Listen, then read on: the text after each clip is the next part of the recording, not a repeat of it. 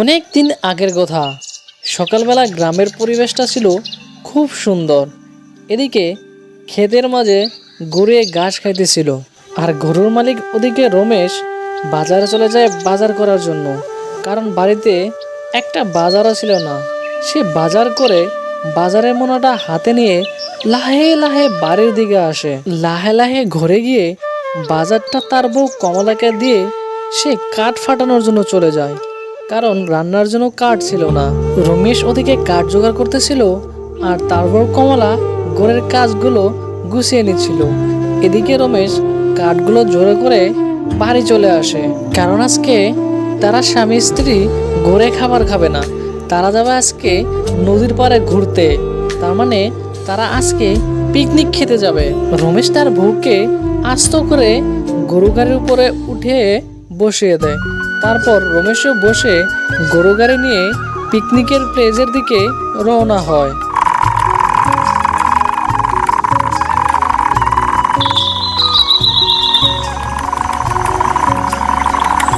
নদীর পাড়ে এসে রমেশ নদীর সাইডে একটি তাঁবু বানানোর জন্য বাঁশের কিছু লাকড়া নিয়ে ওগুলা জোড়া দিয়ে একটা ছোট্ট ঘর বানানোর চেষ্টা করে। রমেশ একলা না পারায় তার স্ত্রী কমলাও তাকে সাহায্য করে। কিছু সময়ের মাঝেই তা সুন্দর একটা ঘর বানিয়ে নেয়।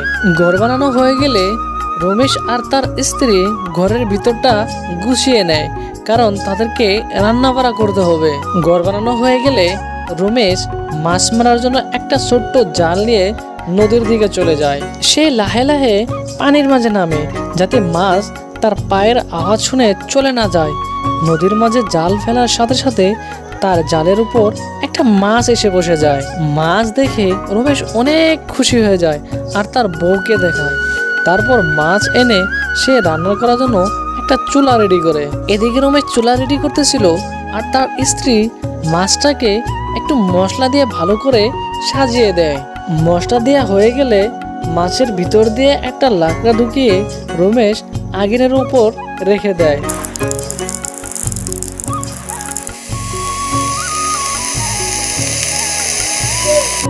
এক পৃষ্ঠে মাছ হয়ে গেলে রমেশ আরেক পৃষ্ঠের দিকে করে দেয়। তো বন্ধুরা, আজকের ভিডিওটা এই পর্যন্তই।